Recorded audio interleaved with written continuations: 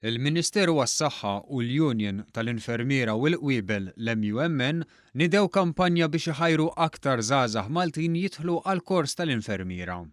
Il-Ministru għas-Saħħa Chris Fearn qal li fl-aħħar 5 snin l-infermiera żdiedu b'700. Da jfisser illi qegħdin nilħu aktar mad-domanda tal-pubbliku fil-fatt tal-hekk irnexxielna nagħtaw il-waiting list għalhekk irnexxielna nżidu servizzi ġodda, għalhekk l-emerġenza il-ħin ta' stennija m'għadux dak esaġerati li kien qabel, imma peress li nridu nkomplu nżidu servizzi oħrajn għad għandna bżonn l-aktar nurses u llum flimkien mal-MUMN qed inħajru lill-studenti jitlu għal dal-kors.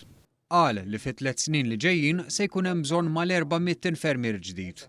Dan biex fost oħrajn jagħmlu tajjeb għan-nuqqas kbir ta' infermiera f'pajjiżna li huwa riżultat dirett tan-numerus clausus li tħaddem fil-passat minn gvern nazzjonalista.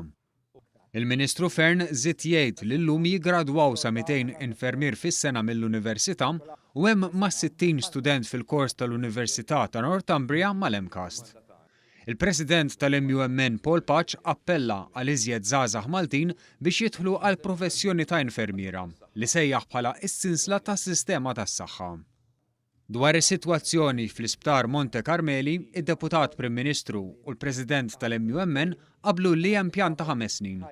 Dwar is-sitwazzjoni fl-ITU fejn issejħed direttiva minħabba nuqqas ta' staff, il-Ministru għas-Saħħa spjega li kien hemm numru ta' infermiera li ġew promossi għal pożizzjonijiet maniġerjali u għaldaqstant hemm xi postijiet vakanti li hemm pjan biex jimtlew.